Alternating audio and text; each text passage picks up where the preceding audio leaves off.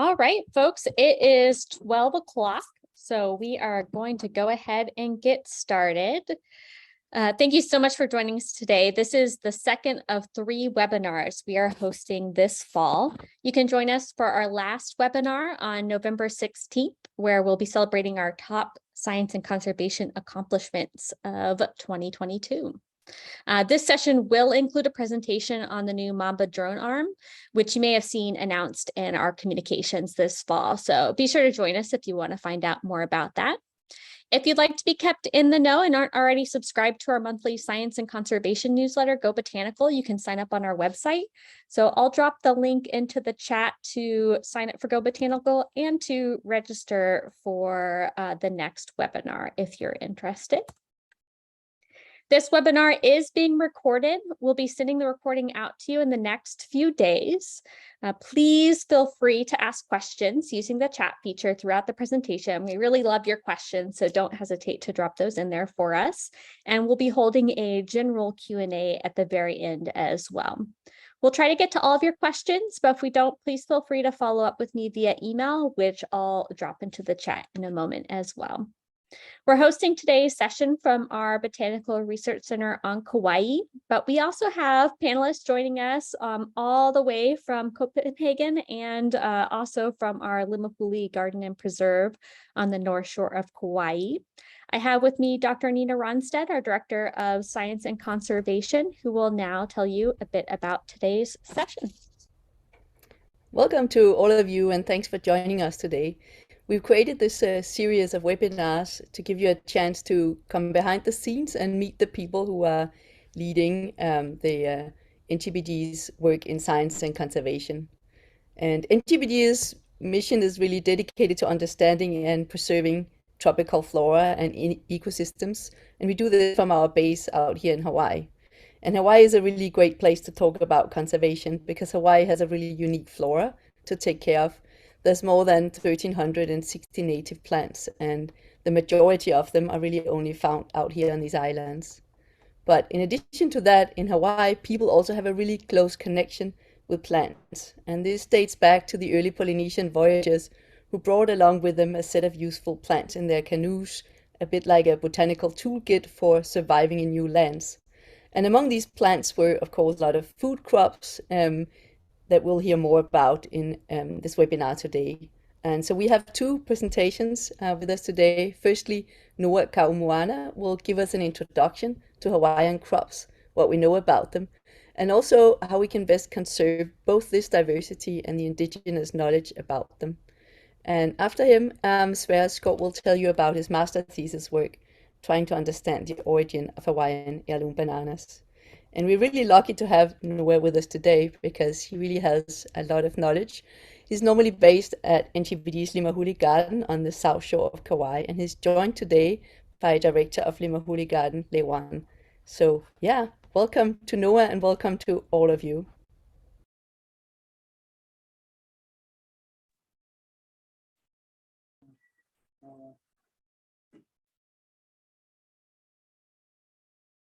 Hello. My name is Noah Kaaumoana from Hawaiian. You want to introduce yourself? Oh. This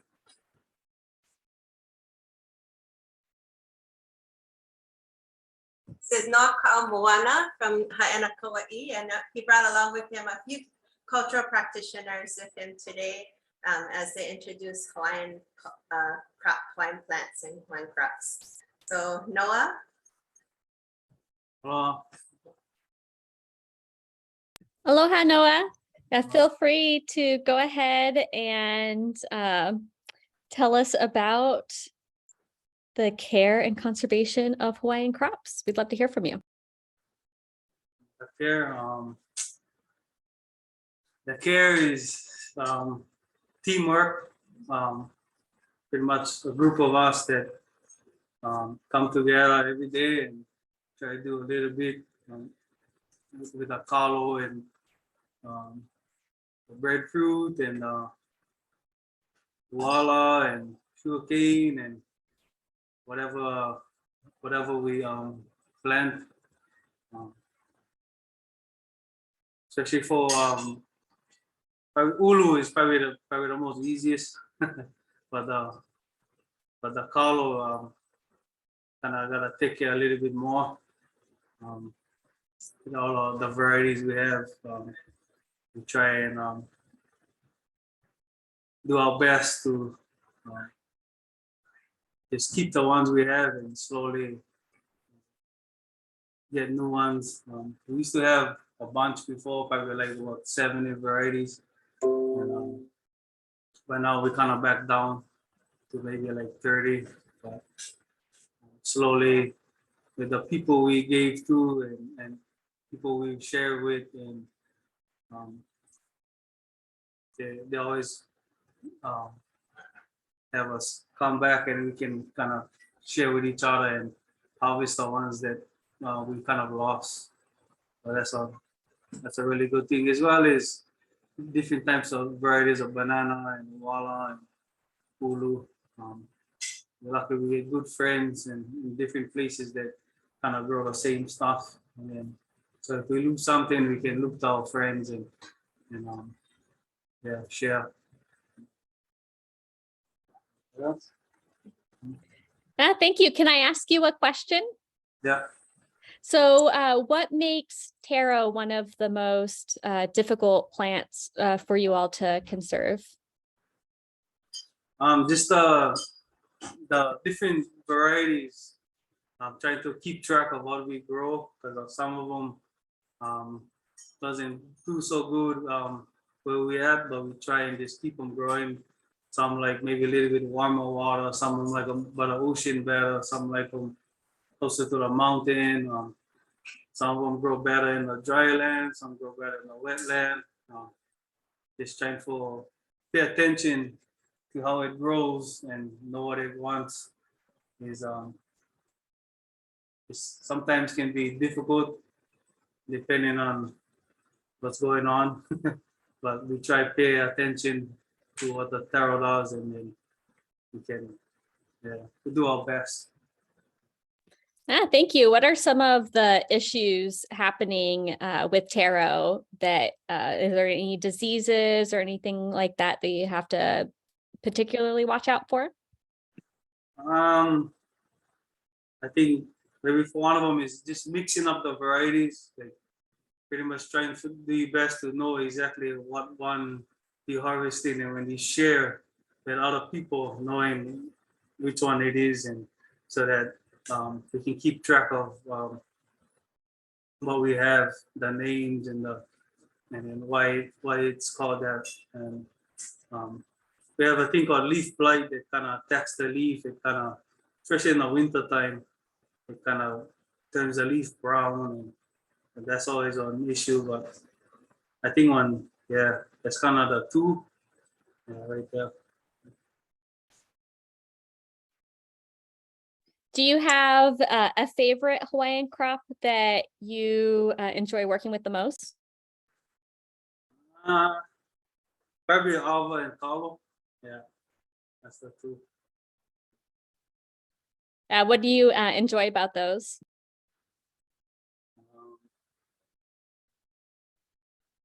The alva, I just enjoying growing them, and we have a lot of friends from different parts of the Pacific. They get a lot of knowledge about alva, like Vanuatu, Fiji, Tonga, Samoa, Tahiti, different places, and just like taro, the different similarities between how they mix it and how they grow it and how they prepare it and how they use it in different medicinal ways is always interesting to share knowledge with each other, and then especially how it grows in different places too. So just learning from each other. Same with taro, just learning that taro grows all over the world, and what we have over here is real special. What our family and our ancestors brought to this island, the chosen and the certain ones, and brought them here, and even like just taking care of them, knowing that what we have and what was gave to us is precious, and we got to do our best to take care of that. Thank you. Speaking of sharing knowledge, who did you learn from when you first got started caring for Hawaiian crops? Who were your teachers? I don't know, I got a picture when I was really small and I'm in the taro patch with my dad. But as far as learning, Uncle Jerry, I got to give all the aloha and credit to Uncle Jerry Konanui from Big Island. He was the true inspiration to keep learning and growing these varieties as best as we can. There are plenty of other people, like Auntie Chris Kobayashi, Uncle Dimi Rivera, but especially Uncle Jerry Konanui is our inspiration for sure.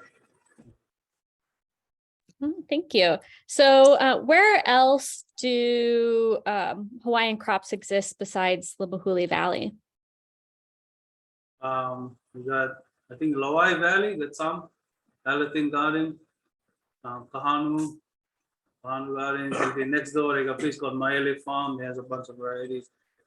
I think pretty much every island, there's a small group of people that grow and have the same kind of passion we do, and willing to share. Yeah.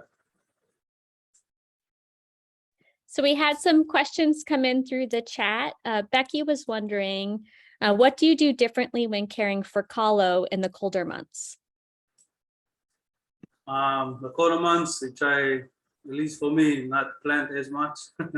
Try let the since we got less sunlight in the winter, like in Limahuli, we don't, especially like around November, December, January, you don't really see the sun till about 10 o'clock. And then about 4 o'clock, it's gone on the other side of the mountain. So less sunlight, so the kalo will slow down just like everything else. So we try and fallow a lot of the patches and just, yeah, probably grow less, but try and just keep track of what we do in the winter months. Yeah. Yeah, so if you've never been to Limahuli Garden, I actually have a picture behind me. It has these really steep mountains that's what he's referring to, kind of block the sun, and so you don't get it until a little bit later on in the day. But if you've never been to Limahuli Garden and preserved before in person, highly recommend it. Very beautiful and special place. Another question came in. Eunice was wondering, I heard bananas can't propagate themselves but need human help. They say, it seems weird. Bananas are popular here, but taro, even guava, is a specialty. So I guess the question is about propagating bananas. Do you all have to help them along, or do they self-propagate? For us, they pretty much do his own thing. We just kind of pop them out of the ground and yeah. Yeah, my understanding is that once one of the banana stalks fruits, you cut it down to allow the stalk underneath to mature, correct? Yes. Yeah.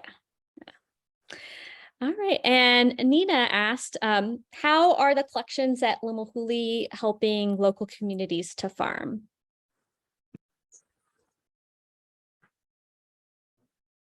Throughout the years of just collecting different taro varieties, we've given many friends and family different varieties of not just huli to grow, but kalo, for we just had a cousin had a hula ceremony, and then we just kalo was used in one of the ceremonies, so we had a bunch of different taro that we gave him to do his hula stuff, and then we have people that just want to try new varieties out there, and just I've given people all the way from the west side, every side of the island, we've given varieties to, and they've given us as well. And we try to keep our taro pretty clean. We're lucky in Limahuli, we don't have those apple snails. They kind of eat the taro and cut your feet too. you're not careful. So far we're lucky we don't have that. Um, but yeah, pretty much everywhere the people from each side of the island we share taro with, and they always it grows different too in different places of the island. So that's part of sharing knowledge and why we share with each other.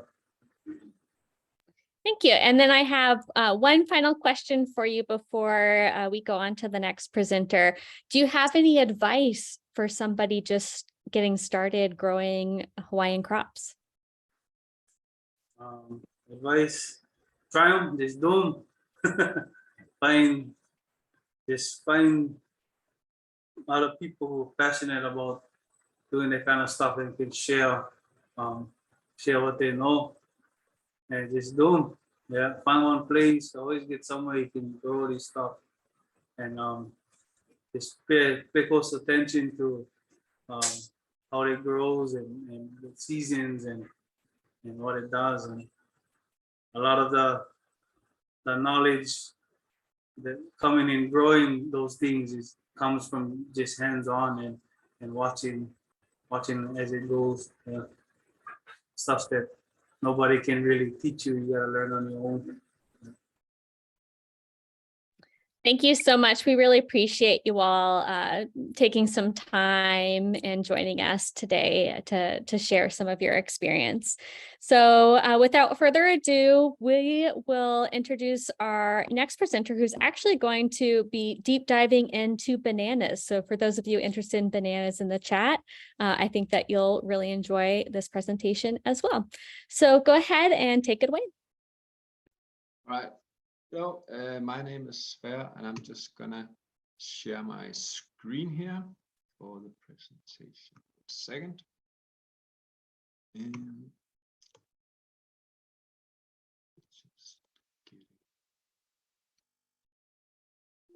yeah. There we go. Right. Okay, yeah, so my name is Sverre, and I'm from Denmark, and I did a project for my master thesis in Hawaii from November last year until February this year. And this project about Hawaiian traditional bananas called Hawaiian heirloom bananas. And for the next 20 minutes, I'll tell you a little bit about the traditional bananas of Hawaii, and then the collection of the Kahanu Gardens, which is part of the NTBG, and then I'll tell you a little bit the scope of my project and how we've been located these traditional Hawaiian bananas, which in Hawaiian is called Mai'as, as you can see here, and how we've accessed them and the findings I've gotten so far. So this project isn't finished yet. It will be in a month or so, but I still haven't gotten the final results, so I can only share what I have with you. Okay.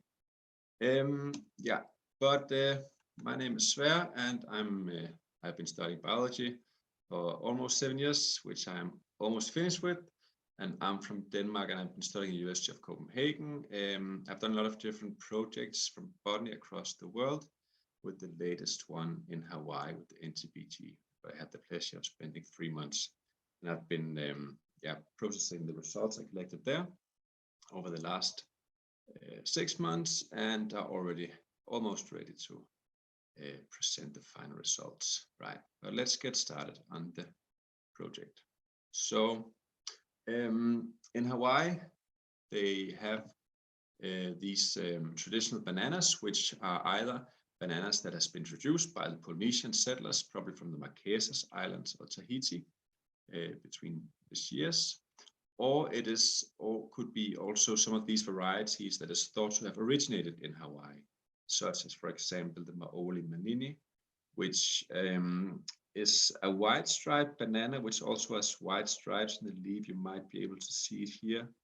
This is actually that variety. But there's these 3 main groups of native Hawaiian bananas, which are represented in this one. This is the Maolis, and I think this is a Bobu'ulu, and this is maybe a Iholena. And this is a Fay banana, which is also a Pacific banana, but somewhat different from the others. But anyway, so all these bananas here, except Hapai, are hybrids of the two other wild bananas, which are the Musa valbesiana and the Musa acuminata. But the thing about these hybrids is that they are all sterile because they're triploid. So when you see these bananas, they look a little bit like the ones in the supermarket. You get in that way that they don't have seeds in the fruit. So they're actually sterile. But if you get one of the valbesianas or the acuminatas, you'll actually find quite a large number of well, like I think maybe a quarter of an inch wide seeds. And thus it's pretty easy to recognize the difference between the paradisiacas and the valbesianas or the acuminatas in that way. So these numbers and these figures is the number of individuals that is thought to be left in Hawaii. So these numbers are from a source from about 2007. So, and you can see these numbers are quite small, and some of them have less than 10 individuals left. So it's quite urgent if you want to preserve some of these cultivars, and I will explain to you a little bit later why that's very important. Another interesting things about this is that there are large numbers of these different cultivars. Some of these can be found in the back valleys out in the wilderness in Hawaiian Islands. And, you know, since they don't reproduce by seeds, all these hybrids here, they can only be planted there by people. So the way they reproduce, as you can see here, there's the big banana plant here, and then they will produce these small root shoots called suckers or keikis in Hawaiian. And they, the large one will die off after flowering, and then the smaller one would shoot from it. So a population can only, once it's been started, it will, you know, make tiny shoots from the side and will not move very much unless it has been carried. It could be by water or landslides, then it has to be downhill, but if it cannot really be carried uphill except by humans. So when you find these in a valley, it means that at some point there has been some humans who planted these at the back or somewhere inside the valley. Another thing about these varieties is they're very susceptible to a number of diseases, in particular the banana bungee top and the corn weevil, which is a problem in Hawaii. So it's very important to do something about this now in order to preserve them. But luckily, the National Tropical Botanical Garden have a great collection in Kahanu Botanical Gardens on Maui. And this is supposedly the largest public accessible collection. I also believe it is actually the largest collection in Hawaii after having visited a few of the private ones over there.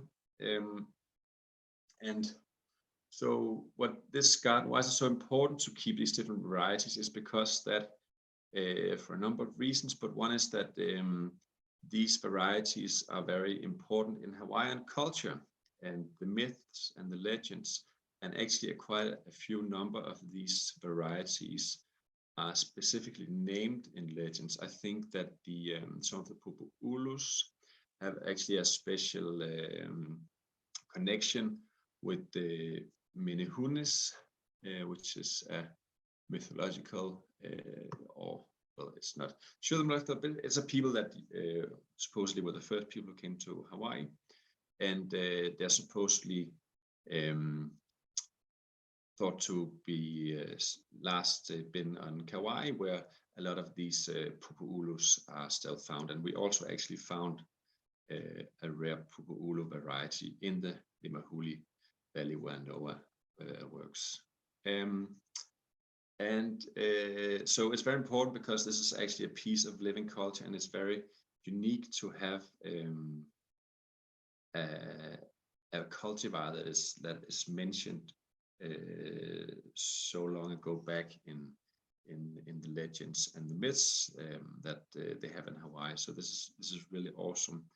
And of course, this can be used for future studies, for references, to have reference collection to identify if some of these wild populations, what kind of cultivar is this, which I have been using for in my studies.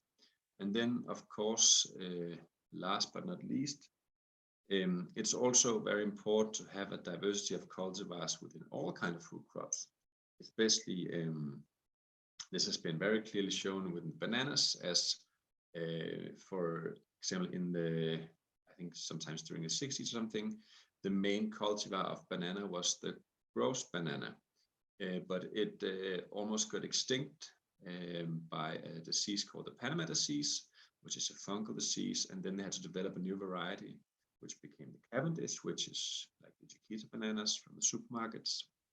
That was very more resistant to this Panama disease, and thus it became the predominant banana variety across the world, which is still today. But a new thing could happen, and new diseases are spreading all the time. So it is important to keep this diversity of different cultivars and maintain those. Right. Then I'll tell you a little bit about my project.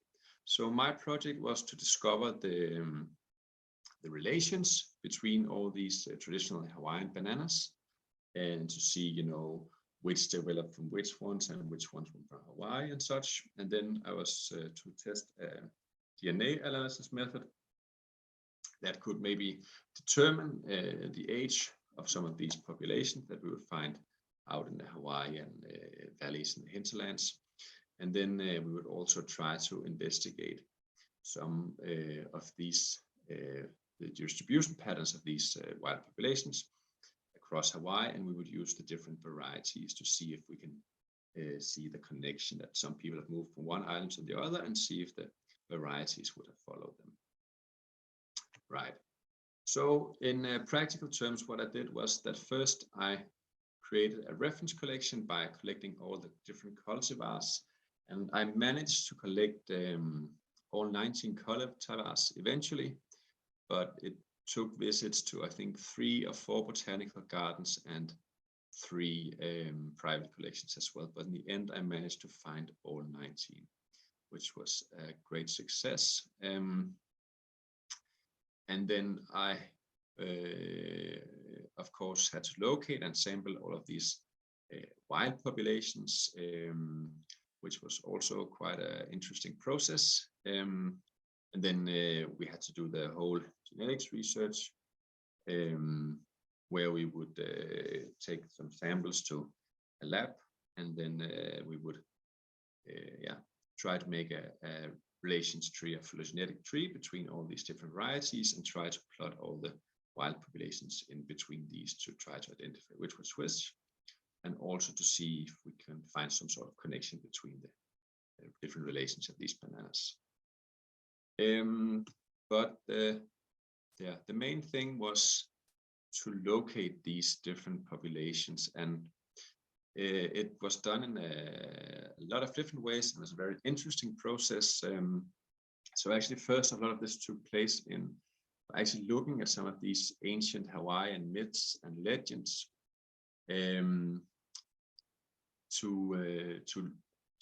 identify some particular points of interest where there was a story to, actually some kind of a banana legend would be found in a lot of places. And then we'd also look at some archaeological accounts to see if there was any connection between these. And then, of course, we would talk a lot with the local informants, both in order to learn about the bananas and to learn about the locations of them, but also for the local people to contribute to these projects and to get acceptance of using important, culturally very important plant by the locals for this project. And Also to stress that this project is only we're only studying the relations between bananas, and we're not doing anything else with the genetic resources or anything like that. So it's solely for the purpose of understanding the nature of these bananas. But so after we have located some of these areas, we would go to look at some pictometry and satellite image, and would actually use Google Earth, as you can see here, to survey some of these valleys where we had rumors that there might be some wild banana populations. As you can see here, you can actually see the bananas, which are these kind of sea star looking plants here. So you can see these from Google Maps, which is pretty exciting. And then as we got further into the project, I actually started planning the expeditions to go there. We would also use some helicopters and drone surveys, locate some of these populations as a helicopter. So we are flying over populations somewhere on Kauai en route to Limahuli. But as these Google photos sometimes are quite old, some of these populations was actually destroyed once we got there, but I will get back to that. So another big hurdle in this thing was actually accessing the wild populations. I don't know how many of you guys are from Hawaii or how many have been here, but I'm sure, as Noah and the other people from Limahuli will tell you, it can be very difficult to access some of these remote places back in the hills. So these photos we're flying up to the upper Limahuli Preserve here with a helicopter, and then to get to some of these locations we've located, we had to do a lot of climbing up through these waterfalls. And here's another example in the Iao Valley, where you can see there's a few banana plants up here, and it actually takes quite a long time to walk up these steep hills because nobody has been there for many years. So it's very rough terrain, and everything is totally overgrown. And also here in the Kauai Preserve, you can see it's a bit of a wilderness to get into these banana plants here. But it was a really cool experience doing this, and would also often find a lot of the other canoe plants and Hawaiian culturally important plants along the road and use them as indicators. Sometimes we'd find sugarcane or tea, or also the Carlo and taro, as Noah talked about, in the areas. And then we would use that as a good indicator of the banana plants also being present there. And then we had to collect samples from these bananas. So one thing is taking a DNA sample, which is like 5 by 5 inches of a banana leaf, which is like a small piece like this. But then in order to document the cultivar we found, we would also make these herbarium vouchers. So normally when you make herbarium vouchers, you can easily fit, I'd say, at least 100 plants in a field press like this, depending on the kind of plant. But as you might know, banana is the world's largest herb. And I mean, you could probably imagine, I don't know if you've seen a banana flower, but it's a quite big thing. And even just the bananas, you need a few of those fruits and cut them open and press them. So in a field press like this, you'll probably be able to hold maybe 3 vouchers of bananas. And when we did the field trips of 2 to 3 days, we had to carry quite a number of these presses. There was some tough times in there, but very much worth the effort. But we already got some pretty cool findings apart from the phylogenetic stuff. We actually found some new records of some very rare cultivars. This is the Pupu'ulokayu. It's a cultivar which there's thought to be less than 30 individuals of, and we found one up in the lower Limahuli Preserve. It is not in a very good state. There's a rat sitting here and eating at it. but we found it, and it was a really, really cool finding. And it's very important because now the people are aware that it's there, and they can, do some extra precautions to protect these rare cultivars they have up there. We also find in the Kauai preserve, we found this Maui Ula, which is characterized by having these almost purple bananas when they first appear. They'll go greener and then eventually yellow as they ripen, but in the beginning they are purple, like you see here. And this was apparently according to the banana expert on Hawaii called Dr. Kepler. This might be the only wild example of the cultivar left in Hawaii. So that was a really cool finding. Unfortunately, we also found quite a lot of the large population we've seen on the maps had been diminished, and we found one population was maybe 50 meters across on the satellite footage, but when we got there, there was 2 plants left and a lot of traces of pigs that probably have destroyed the populations. But now we are aware of these things, so we can do take some more precautions to try to prevent this. So it's been really cool to learn about these things already as in the beginning of the process. And then we've done a little bit of the phylogenetics, which is studying relationships between the different banana cultivars. So this is a phylogenetic tree, or and so this means this is the outgroup. So this means that all these within here are more related to each other than they are to this one, and these two here will be very much related to each other.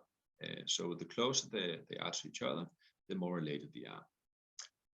So the Fae is kind of an outgroup for this, the purple one here, and then the blue one is the M. balbasiana, which is one of the parent hybrids, and the other one is the red one here, the Acuminata. And you can see here they kind of fit on the outside of both of them. And then the Maoli group is in here. We haven't had so much success with differentiating the different cultivars within the Maoli and Popula group from each other yet, but we are hoping to manage that later on in the process. And then we have the Iholena group. So there are 2 very clear groups within the different within the traditional Hawaiian banana cultivars, which we can already see, which I think is a pretty cool finding so far, but we are hoping very much that we can get to distinguish them a little bit further, but we will see that as we get further in the process here. Yeah, and thank you very much for hearing my webinar here. And if you have any questions about bananas and in general about how to cultivate or know what is wrong with bananas, or just learn about history of Hawaiian bananas, I have been very much inspired by this book here, and I'm sure I guess you get the presentation later on, so you can always find the resource here if you like that. Right, that was all for me. Thank you very much. Thank you so much, Sverre. So we're going to transition into our general Q&A. So if you have any questions for either of our presenters, please feel free to drop those into the chat or the Q&A box. And in the meantime, I have a question for Lei and Noah. I was wondering, do you have any pictures of the cultivars that you are growing and protecting at Limahuli?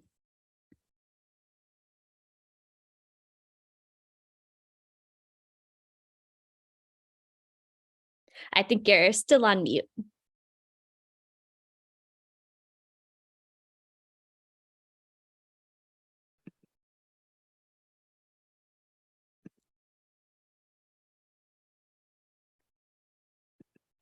Oh, still can't hear you, Lei. I think you're still on mute.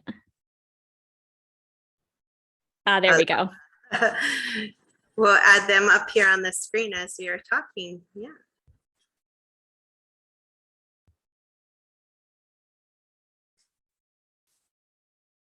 Whenever you're ready, feel free to screen share. Okay.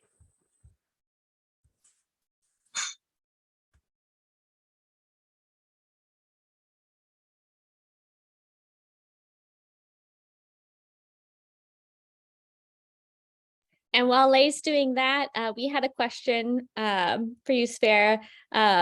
Eunice was wondering, did you say that bananas are herbs? Yeah, it's the world's largest herb. Yeah, botanical speaking, yeah. Thank you.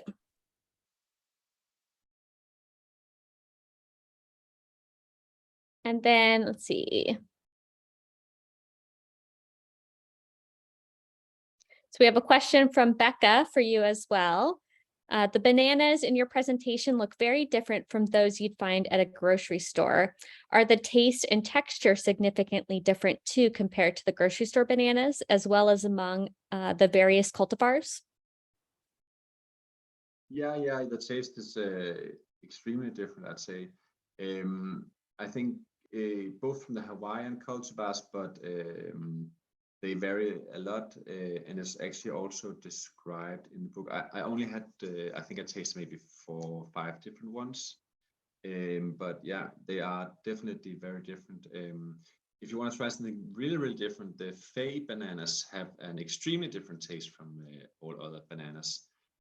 As the grocery bananas are also paradisiacas, or sometimes triploids for Acuminata, they're a little bit more resembling to each other with the grocery ones than the local Mai'a, local Hawaiian ones, but the Fei ones are somewhat different, so they have a very different taste, but you can still clearly taste the difference between those, yes.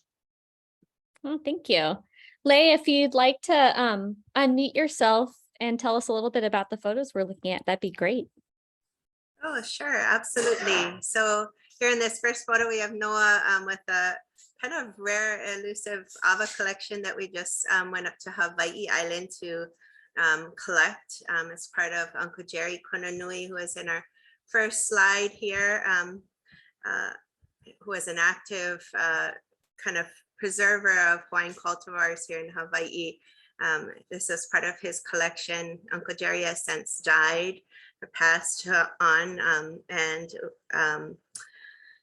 we're fortunate to have this access to his some of his collections.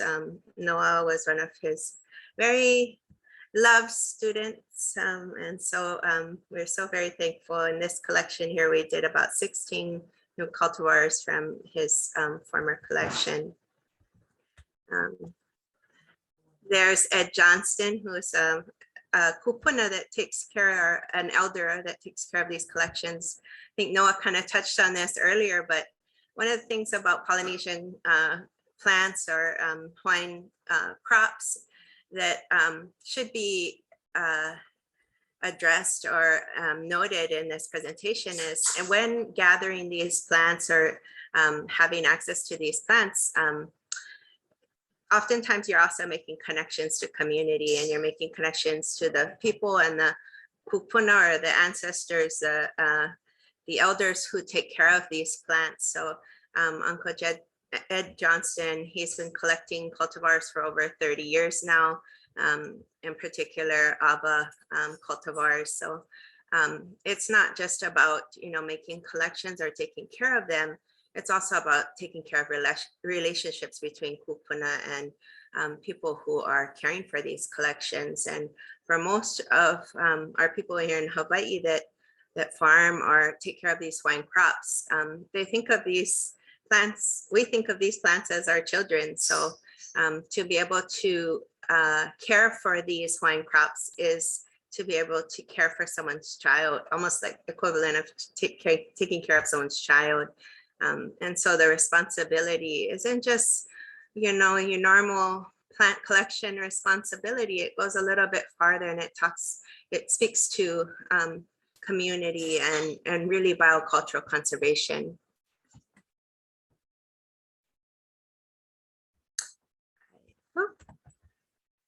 And I will go back a few slides.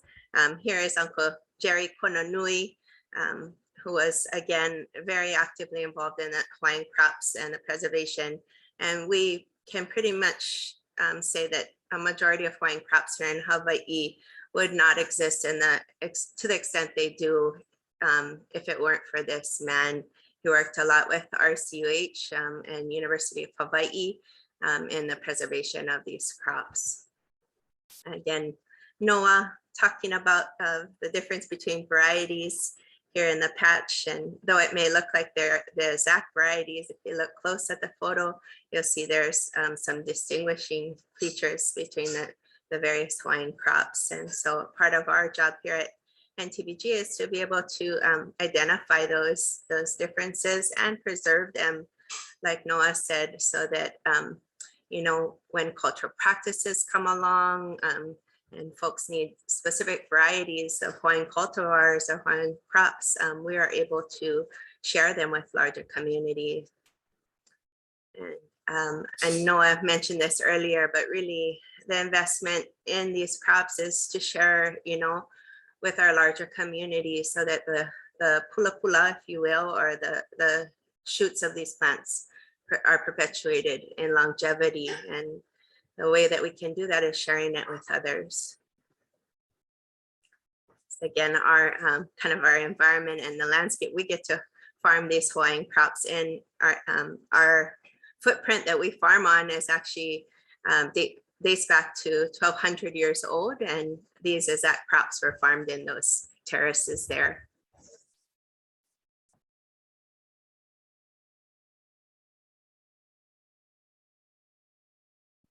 Thank you so much, Slay. Appreciate you sharing some of those visuals with us.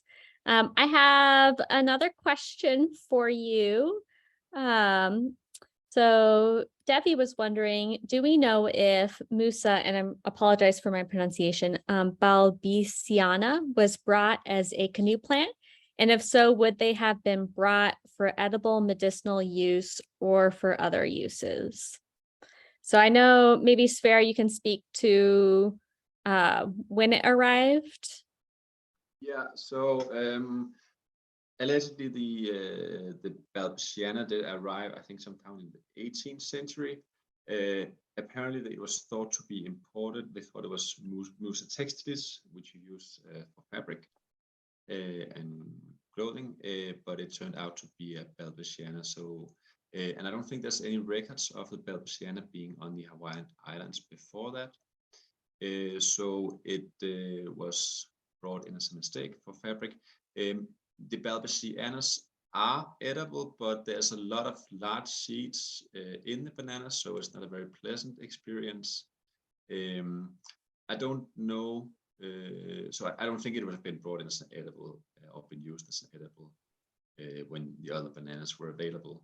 And due to, I know bananas have some medicinal properties, but I don't know if the balbisianas have different medicinal properties from the Hawaiian cultivars. I haven't heard of any uses of the balbisianas in that way in Hawaii, though. Thank you. Lay or Noah, can you expand on maybe some medicinal uses of bananas in general?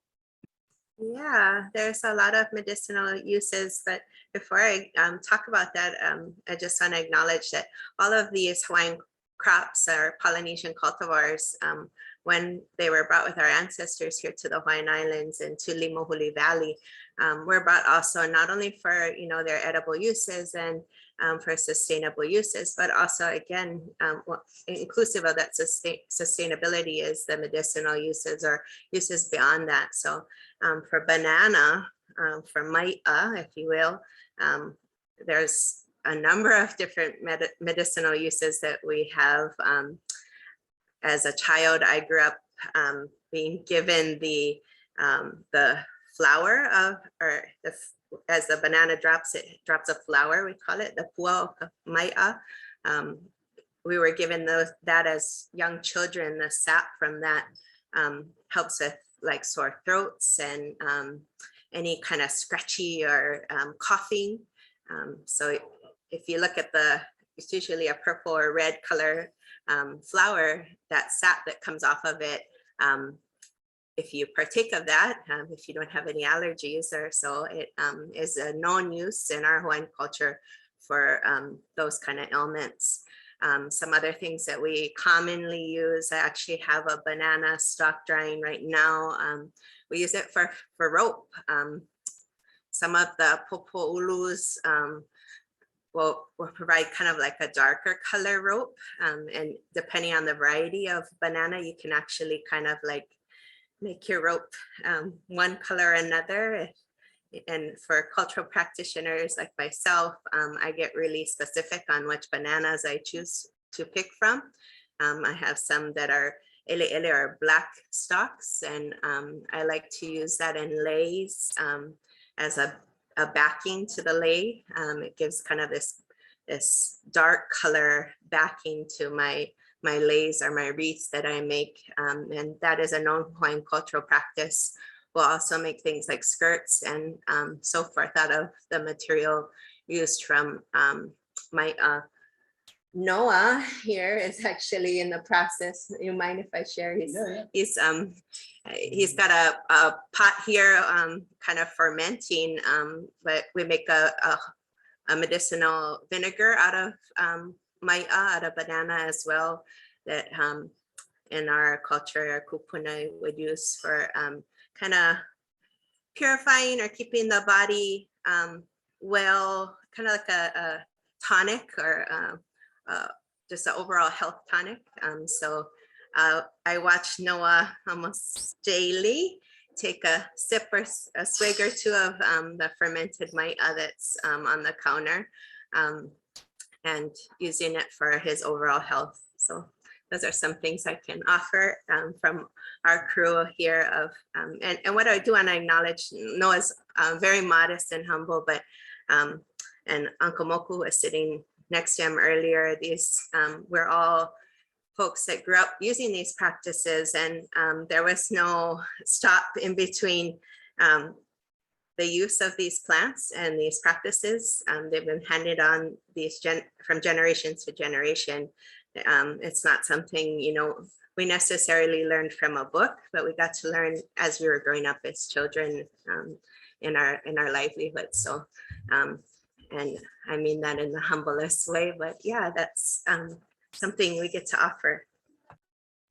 Thank you so much for sharing that. Really appreciate it.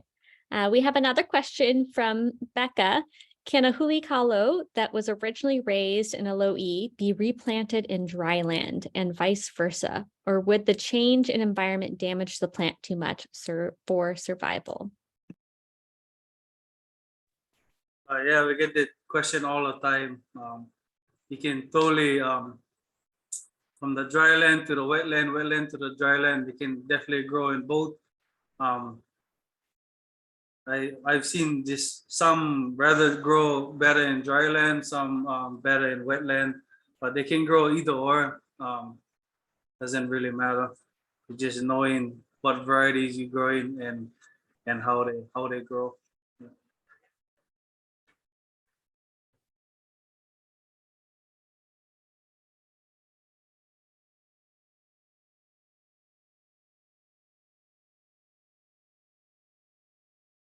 Amanda, I think you're muted.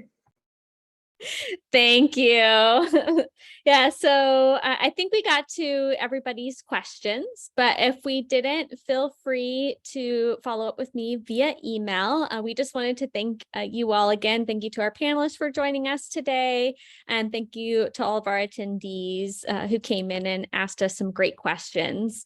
If you'd like us to help us improve future webinars, I'll be sending you all a link to a survey when I send out the recording in the next few days. Please feel free to fill that out, and that'll just help us figure out what topics you're interested in hearing about and any other little things that we can do to make this a better experience for everybody. And if you'd like to, help support the garden and all the work that these folks do, please, become a member, come and visit the gardens. Like I mentioned, if you've never been to Limahuli, please go. It's really a beautiful place. Or you can donate to us or volunteer. So I'll drop a link into that email as well of all the different ways that you can support us and the work that we do. So again, thank you all, and a hui hou. We will see you on November 16th.